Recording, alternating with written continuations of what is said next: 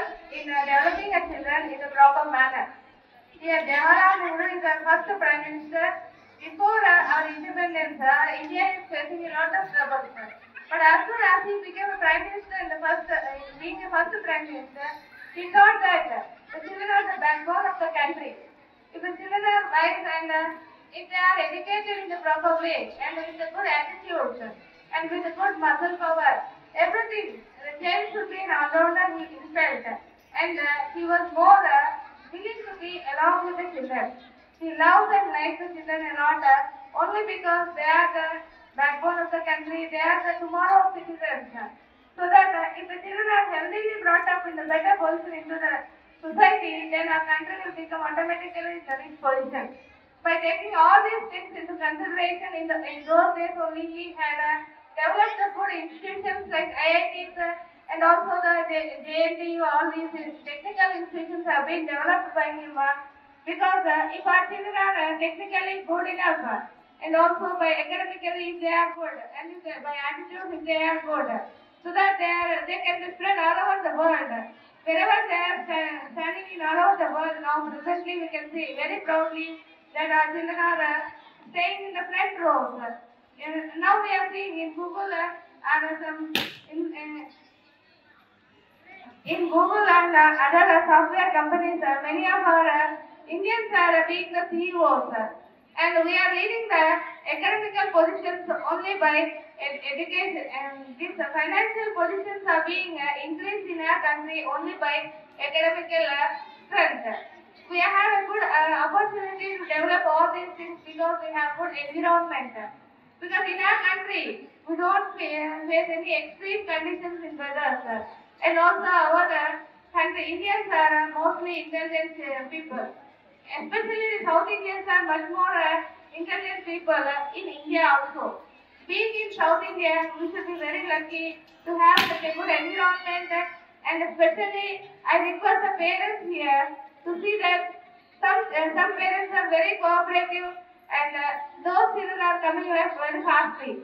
And wherever the parents are not cooperative, their children are somewhat going back. I request them once again to see that whenever we are requesting you to be to know about your safe condition, just you respond to us in time, so that your child may not be lost. So I request to say, I say that as Madam told us, you should come back again as the kids to the school.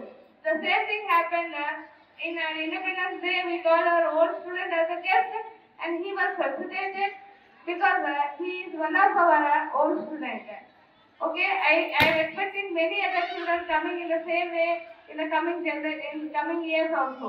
ఈ రోజు నిజంగా చాలా సంతోషకరమైనటువంటి విషయము బాలల దినోత్సవము. చాచా నెహ్రూ మన మొట్టమొదటి ప్రధానమంత్రి గారి జన్మదిన సందర్భంగా దీన్ని మనం కొనసాగించడం అనేటువంటిది ప్రతి సంవత్సరం చేస్తూ ఉన్నాము.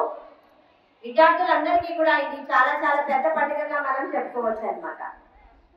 నవంబర్ 14న ఎందుకు ఇది చాచా నెహ్రూ యొక్క దినోత్సవ జయంతి సందర్భంగా ఈ కార్యక్రమాన్ని మనం నిర్వహించుకోవాల్సి వచ్చింది అంటే దీని వెనుక ఒక చిన్న సంఘటన అనేటువంటిది ఉన్నది. ఒకసారి చాచా నెహ్రూ గారు ఒక కార్యక్రమానికి హాజరైనప్పుడు అక్కడ ఉన్నటువంటి ఆ సభ కార్యక్రమంలో ఒక టెంట్ కాలిపోయిందంట. కాలిపోయినప్పుడు చాచా నెహ్రూ గారు మధ్యలో ఉండటము అది చూసి అక్కడ ఉన్నటువంటి ఒక అబ్బాయి చాచా నెహ్రూ గారిని రక్షించడం జరిగింది. ఆ రోజు నుంచి కూడా ఆయన జన్మదినాన్ని పురస్కరించుకొని బాలల దినోత్సవాన్ని చేసుకోవడం అనేటువంటిది చూస్తూ వస్తున్నాము. అదేవిధంగా వివిధ రంగాలలో సాహసాన్ని కానివ్వండి, చక్కటి నైపుణ్యాన్ని కానివ్వండి ప్రదర్శించినటువంటి విద్యార్థులందరికీ కూడా ఈరోజు దేశ స్థాయిలో మనకి పురస్కారాలు కూడా అందజేయడం అనేటువంటిది చూస్తున్నాం అన్నమాట. నిజంగా బాలల జీవితం అనేటువంటిది చాలా ఆనందకరమైనటువంటి విషయము. ఎందుకంటే వాళ్ళందరూ కూడా తమ బాల్యంలో పాఠశాలల్లో గడిపేటటువంటి విషయం అనేటువంటిది కూడా చాలా సంతోషాన్ని కలిగించేటటువంటిదిగా మనం చెప్పుకోవచ్చు. నేటి బాలలే రేపటి పౌరులు కాబట్టి దేశ భవితవ్యం అనేటువంటిది బాలల చేతిలోనే ఉంటుంది అనేటువంటి విషయం మనందరికీ తెలుసు. అలాంటి చక్కటి అందమైనటువంటి భాగ్యాన్ని అందించాల్సినటువంటి విధానం అనేటువంటిది తల్లిదండ్రులకు కానివ్వండి, పాఠశాలలో ఉండేటటువంటి ఉపాధ్యాయులందరికీ కూడా ఉంటుందన్నమాట. ఒక అందమైన బాల్యం అనేటువంటిది ఒక చక్కటి విలువలు కలిగినటువంటి దేశ పౌరులను తీర్చిదిద్దడానికి ఆస్కారం అనేటువంటిది ఉంటుంది. అది కూడా దేని ద్వారా సాధ్యమవుతుంది అంటే విద్య ద్వారా మాత్రమే సాధ్యం కావటం అనేటువంటిది చూస్తుంటాం అన్నమాట. విద్యయే రూపము, విద్యయే యశస్సు, విద్యయే దాచిన ధనంబు, విద్యను మించిన ధనము లేదు ఇళ్ళని అన్నారు. అనంటే విద్య అనేటువంటిది ఒక మంచి రూపాన్ని ఇస్తుంది, ఒక కీర్తిని ఇస్తుంది. విద్య ఉన్నట్లయితే మనకి ధనము కూడా లభిస్తుంటుంది. విద్యను మించినటువంటి ధనం అనేటువంటిది ఏమీ లేదనమాట. విద్య ద్వారా ఒక మనిషి ఒక చక్కటి వ్యక్తిత్వాన్ని కలిగినటువంటి పౌరుడిగా తయారు కావడానికి ఆస్కారం అనేటువంటిది ఉన్నది.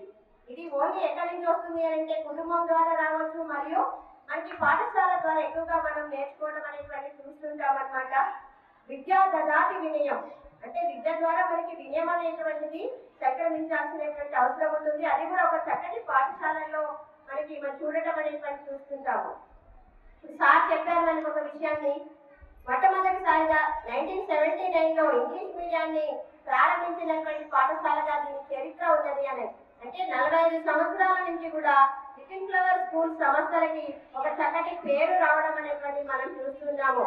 ఎన్ని రకాలైనటువంటి కార్పొరేట్ స్కూల్స్ ఉన్నప్పటికీ కూడా ఈ పాఠశాలకు ఒక ప్రత్యేకతను సంతరించుకున్నారు అని అంటే దీని యొక్క యజమాన్యం కానివ్వండి, ఇందులో పనిచేసేటటువంటి వారి యొక్క కృషి అనేటువంటిది మనం చెప్పుకోవాల్సినటువంటి అవసరం అనేటువంటిది ఉన్నది. ఒక విద్య అనేటువంటిది విద్యార్థిని మనం ఆకర్షించాలంటే దానికి అనేక రకాలైనటువంటి పారామీటర్స్ అనేటువంటివి ఉంటూ ఉంటాయన్నమాట. అందులో ఒక పారామీటర్ ఏంటంటే పాఠశాల చాలా ఆహ్లాదకరంగా ఉండటం అనేటువంటిది మనం చెప్పుకోవచ్చు. మనం ఇప్పుడే నేను నర్సరీని పాఠశాలని సందర్శించడం జరిగింది. అది చాలా చక్కగా మంచిగా ఉండటం అనేటువంటిది చూస్తుంటాం అన్నమాట. అయితే ఇలాంటి పాఠశాలలో చదువుకునేటువంటి ఎంతో మంది విద్యార్థులు ఎంతో గొప్ప స్థితికి వెళ్ళడం అనేటువంటిది మనందరం కూడా చూస్తూ వస్తున్నాము. మీరు కూడా బాగా చదువుకొని చక్కటి విలువలు కలిగినటువంటి వ్యక్తులుగా మీరందరూ కూడా మారాలని నేను ఆశిస్తూ ఉన్నాను. అసలు మనం ఎందుకు చదువుకోవాలి, చదువు యొక్క ఆవశ్యకత ఏంటి అనేటువంటి విషయాన్ని కూడా అందరూ మీరు గుర్తెరగాలనేటువంటిది నేను తెలియజేస్తూ ఉన్నాను. ఇక్కడ నర్సరీ నుండి ప్లస్ 10th క్లాస్ వరకు కూడా స్టూడెంట్స్ ఉన్నారు. మీరందరూ కూడా మీ యొక్క విలువలు కలిగినటువంటి విద్యని, మంచి నైపుణ్యతని కలిగినటువంటి విద్యని మీరందరూ కూడా నేర్చుకోవాలని నేను ఆశిస్తున్నాను. మరిన్ని వీడియోస్ కోసం ఛానల్ ని సబ్స్క్రైబ్ చేయండి. లేటెస్ట్ అప్డేట్స్ కోసం వాట్సాప్ ఛానల్ ని ఫాలో చేయండి. అండ్ లింక్ డిస్క్రిప్షన్ లో ఉంది.